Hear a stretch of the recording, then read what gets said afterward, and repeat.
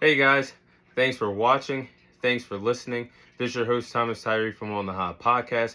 Today I have some bonus content for you guys. The bonus content we'll be covering today will be in the sport of football inside of the college football world. And today I'll be sharing my thoughts on which teams will be, I'll be sharing my game predictions on the college football first round playoffs that will be taking place on New Year's Day in college football. So I'll be covering the two games that will be taking place in the playoffs, starting off with the first game, which will be the Rose Bowl game between the number one ranked Michigan Wolverines taking on the fourth seeded Alabama Crimson Tide. That will be the Rose Bowl in the first round of the college football playoffs.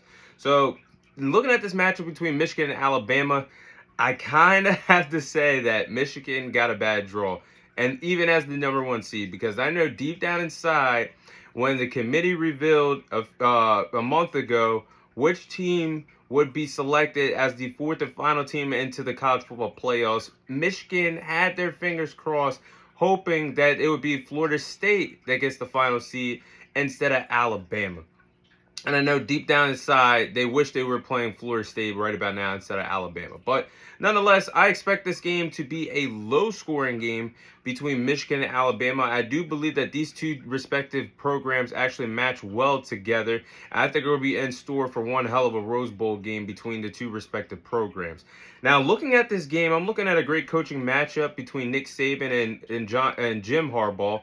You're looking at Nick Saban, who is a seven-time national champion in college football. He's done it all. Greatest college football coach of all time. You can also have a debate that he is the greatest college coach in all of sports in college sports history. But Nick Saban is a seven-time national champion, looking to win his eighth national title. And then you look at Jim Harbaugh. Jim Harbaugh is also looking to write his own history, winning his first national championship. But Jim Harbaugh is a successful man in both the NFL and college football. Let's not forget that the man led the San Francisco 49ers to the Super Bowl back in 2013. He came up short against his brother John Harbaugh, but still, the man has been successful, whether it's the NFL or college football, and you have to give the man credit for it. So the first time that these two, actually the only time that Nick Saban and Jim Harbaugh went head-to-head against each other was back in 2019, where Alabama played Michigan in the Citrus Bowl. And Alabama won that game 35-14 back in 2019. So this will be the second matchup between the two respective coaches. And that's why let me say this. Like, I also touched up on Nick Saban chasing his eighth national championship. There's also a lot of speculation on Jim Harbaugh's future with Michigan. Now, Michigan offered Jim Harbaugh a huge contract that is worth $125 million to stay at Michigan and continue coaching the program. But this is where the storyline of this game comes into play, because he has not put pen to paper to that new contract yet, and he's getting significant offers in the NFL from teams like the Bears. That might need a new head coach next year to help develop Justin Fields. Or there's an offer on the table that a lot of people out there that love to coach the game of football will not turn away. And that's an opportunity to coach Justin Herbert and the Los Angeles Chargers. You have a chance to build something special with a top talented quarterback in Justin Herbert. And where's the Rose Bowl? It's in LA. So that builds the suspense even higher for this game, because potentially this could be Jim Harbaugh's final game coaching for Michigan, and he could ride off into the sunset and head back into the NFL to either coach a team like the Chargers and build with arguably a top 10 quarterback in Justin Herbert, or build something special in Chicago with Justin Fields. So that's a huge storyline to me for this game. But looking at the things that these two respective programs did this year, looking at Michigan, who went 13-0 this season, undefeated, clearly the best team in college football in the regular season this year.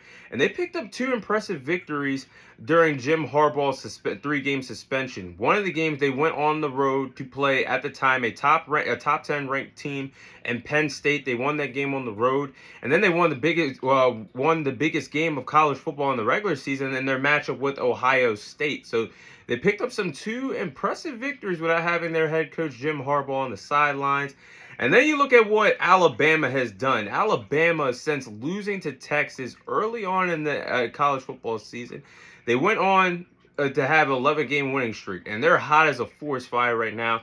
And they did something that no other team could do for the last 2 years in college football, and that's knock off the Georgia Bulldogs, who won back-to-back national titles, were the juggernaut of college football. They did that and won the SEC championship, really knocking out Georgia out of the college football playoffs because, quite frankly, they had a good record of 12-1, but the way how the seeding played out, Alabama took out the bully, took out the best team, and went on to punch their ticket to the college football playoffs.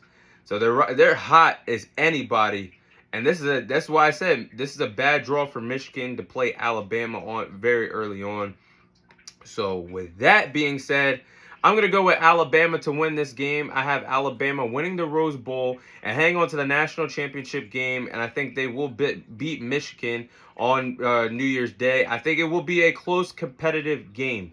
Low scoring, but I do believe it's going to be close. But I'm going with Alabama because they are riding an 11-game winning streak. They just knocked out they just beat the best team in college football, the Georgia Bulldogs, in the SEC championship.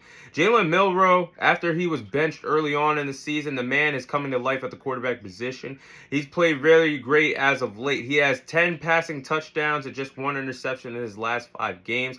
I'm not really sure if J.J. McCarthy, quarterback for Michigan, is going to have a great game against Alabama's great secondary that is only averaging 188 passing yards allowed per game. I think that's bad recipe for J.J. McCarthy to play against Alabama's skillful secondary. I'm not really sure if they will be able to run the ball also. Michigan will be able to run the ball against Alabama's front 7.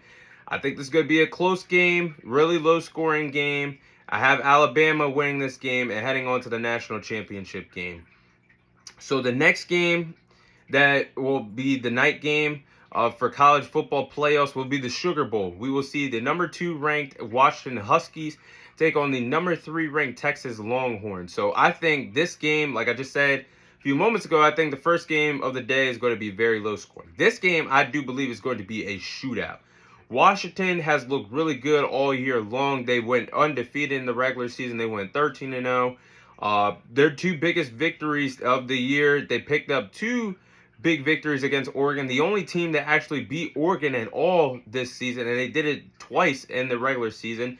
And they became the final Pac-12 champions in college football history. As you guys know, watching and listening, the Pac-12 conference will no longer be around in college sports anymore, which is crazy to think because the Pac-12 has given us a lot of memories over the years. But the Texas is 12-1 this year, and they really punched their ticket to get into the playoffs as well, picking up a huge Big 12 championship win and their big-time performance that they had not too long ago in the Big 12 championship game. So both teams are really good, but there's a big problem here. Washington has Michael Penix Jr., and in my opinion, Michael Penix Jr. is one of the best college quarterbacks in the country, hands down. And I do believe he's going to be a top 10 quarterback once we get to the NFL draft this upcoming April and the NFL draft. But Michael Penix Jr. Playing against this Texas secondary is going to be rough for Texas because Washington has the number 1 ranked passing offense. Texas has the 95th ranked passing defense in the country. They're ranked 95th against the pass, and you're playing against a Heisman runner-up and Michael Penix Jr. that has the number 1 ranked passing offense. That does not sound good to me. That is actually very alarming and concerning for Texas heading into the Sugar Bowl to play against Washington. But not taking anything away from Texas because they are all around a well-oiled machine. That's just their only flaw.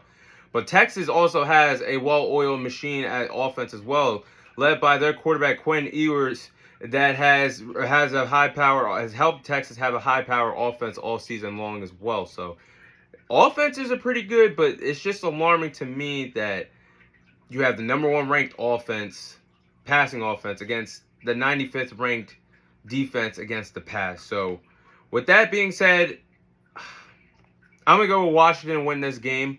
I have Washington defeating Texas in the Sugar Bowl to advance to the national championship game. I do believe this game is going to be a shootout. I do believe we could see for all sports bettors out there, I do believe that we could see a total of over 63 total points scored in the Sugar Bowl this year.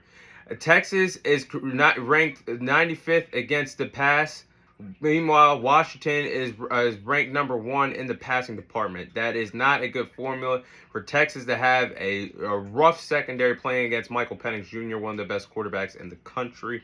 And I do believe that Washington has showed they can mix it up. They can pass the ball and run the ball very effectively, doing both on offense. And we saw that if they want to, they can hold the ball if necessary. If you look back at that Pac-12 championship game, what Washington did against Oregon's defense, where they held the ball for a total of 13 minutes in the first quarter, passing the ball, running the ball. Oregon only had a total of 6 plays total on offense in the first quarter. They can hold the ball and play keep away from Texas that has Quinn Ewers at the quarterback position if they want to. So I'm going with Washington to win the Sugar Bowl to advance to the national championship game. Setting up for hopefully we get Alabama versus Washington in the national championship game. But that is all the time I have for you guys today. Thank you guys for watching. Thank you guys for listening. This is your host, Thomas Tyree, signing off. And Happy New Year's to you all. And we'll see you guys in 2024.